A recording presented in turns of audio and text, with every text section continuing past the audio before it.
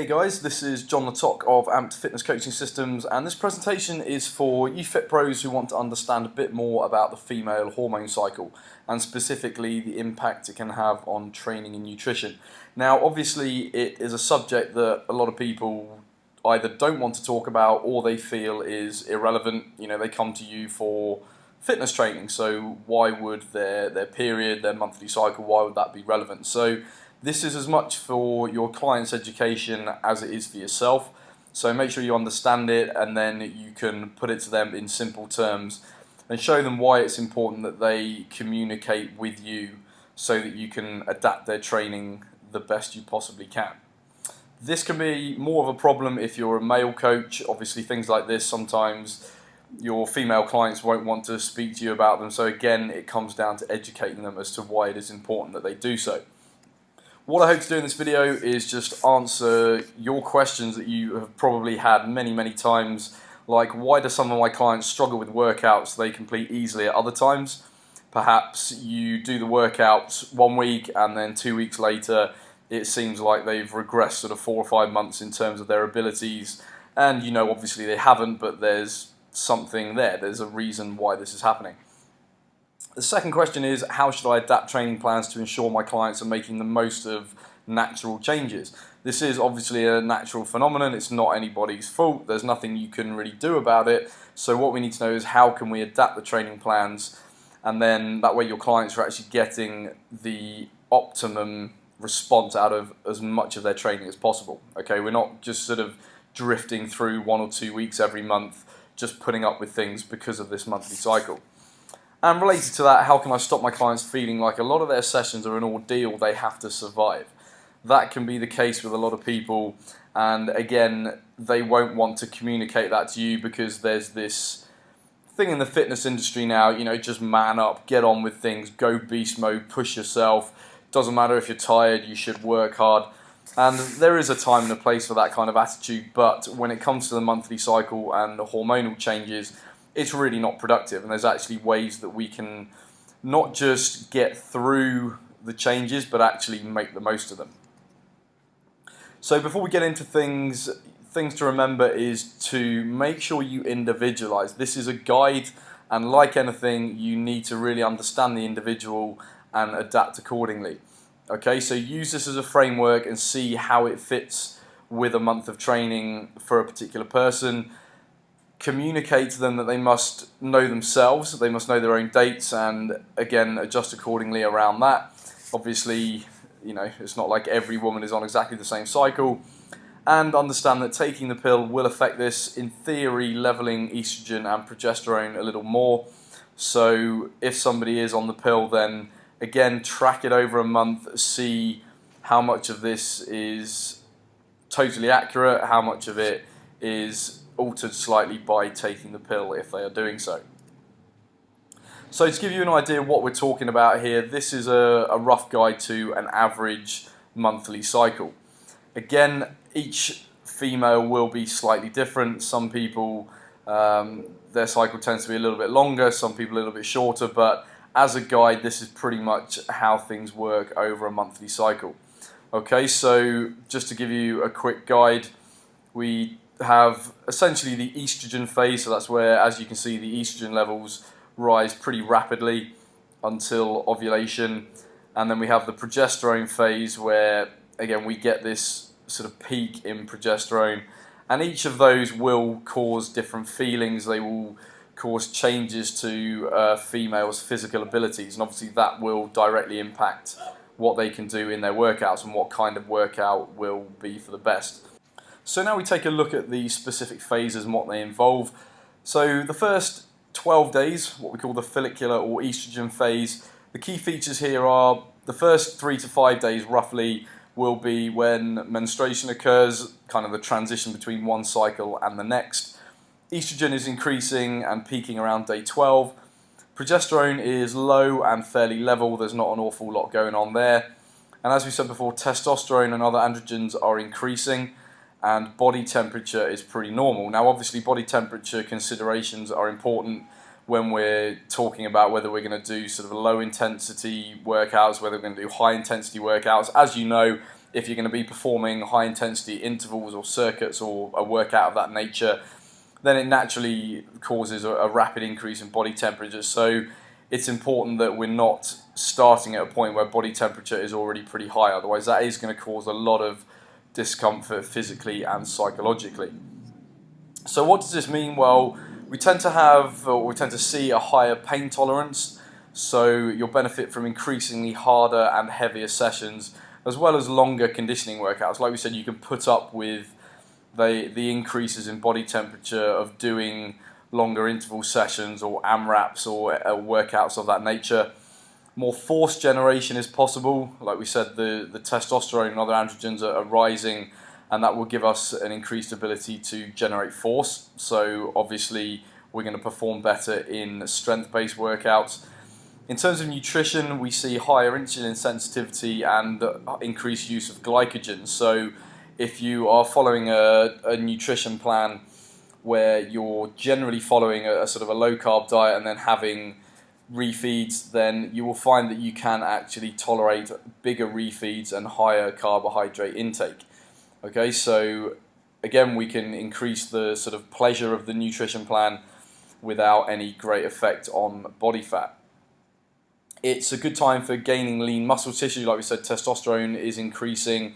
We're able to do more strength-based workouts. So generally, we can look at this period as a time where we're going to look to increase strength and muscle tissue. And we can also increase carbs around workouts for better performance and recovery without increasing body fat. So, like we said about sort of higher insulin sensitivity, it means we can increase carb intake, but it means that those carbs will be shuttled into the muscles much more efficiently, and as a result we can actually increase the intensity and the volume of our workouts. Okay, so that pretty much sums up the first 12 days of the cycle. Next up, we move into the ovulation phase. So this will happen somewhere between day 13 and day 15. And this is where we see a peak in testosterone and androgens, increasing progesterone and increasing body temperature. So this is pretty much what is going on in the ovulation phase. So again, what does this actually mean in the real world? So first of all, this is a good time for going for personal bests and trying to break some records in terms of 1 rep max squats, bench press, deadlift. Maybe if you're doing Olympic lifts, again, this is probably going to be a good time to go for a PB. Even if you have certain workouts like AMRAPs or workouts you're doing for time, again, this is generally the time to go for it because testosterone is at its highest, you're likely to be feeling your best, and you should be feeling pretty confident about going for those PBs. What we need to note is that collagen formation can be affected at this time. So great form and awareness of fatigue are essential to avoid problems with what I call the scaffolding, so ligaments and tendons, all these things that are repaired and built with collagen.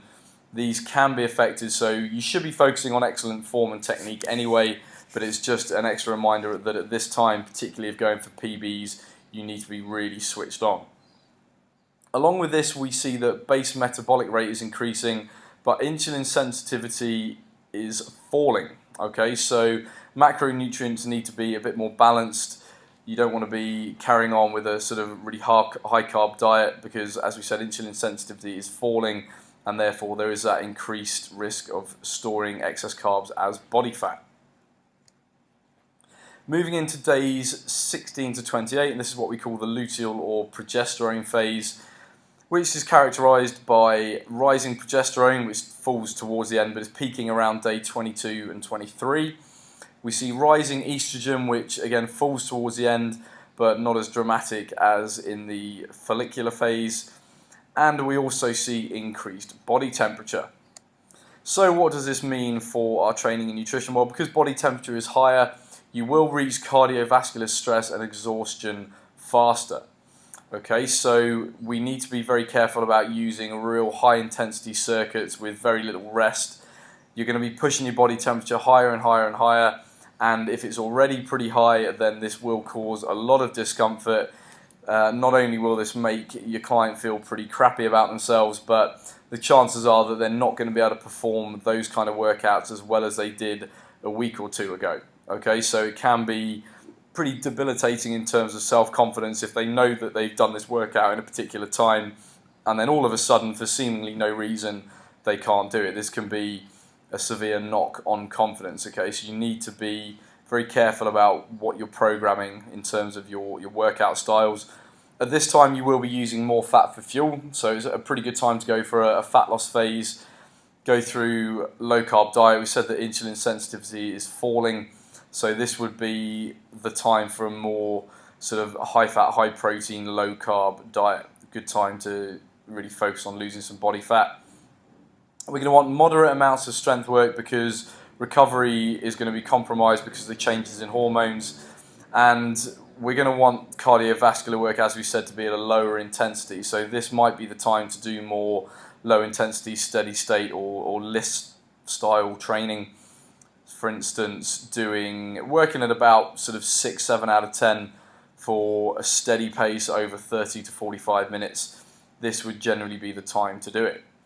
Along with all of this, we know that serotonin production is likely to be lower, and so this will generally increase carb cravings. Okay, when we have low serotonin levels, often the body will crave carbohydrates because when we consume carbohydrates, the body will be encouraged to produce serotonin.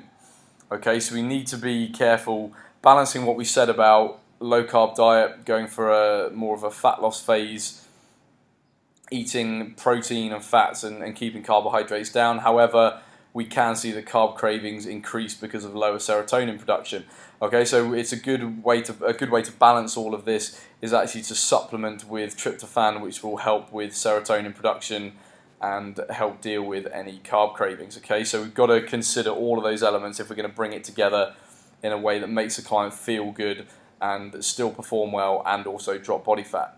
And finally, the last thing we need to note on this slide is the rise in progesterone, which we know increases protein metabolism. So it's important during this phase that you encourage your client to increase their protein intake and potentially supplement with BCAAs as well. That's something they could do during the day, particularly if following a low carb diet, but especially actually before a workout. If they are doing any kind of strength training, high intensity work, then it's a good idea to supplement with BCAAs before their training. Finally, we come to the menstruation phase.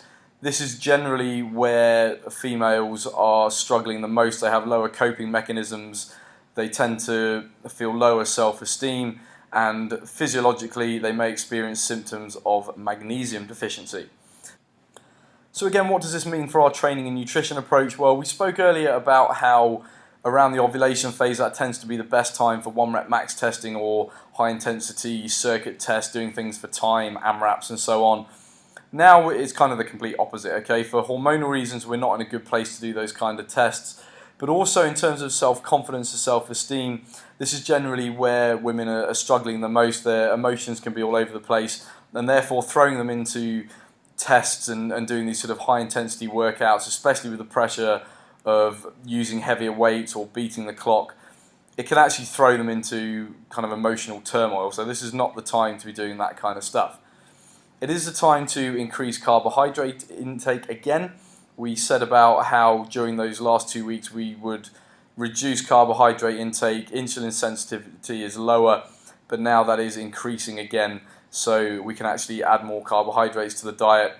And along with that, we should look at increasing magnesium supplementation, because as we said, the body uses more magnesium at this time. Anecdotally, I can tell you that I've had many clients who at this time of the month report having heavy periods, also having chocolate cravings, and when we got them to supplement with magnesium, they almost instantly felt a very big difference. Interestingly, we know that chocolate is obviously made from cocoa. We know that cocoa is high in magnesium, and this is why some women actually crave chocolate more at this time of the month. It's their body's way of trying to get them to eat something that is high in magnesium. Okay, so very important that you give that a go if somebody suffers from a heavy period in particular.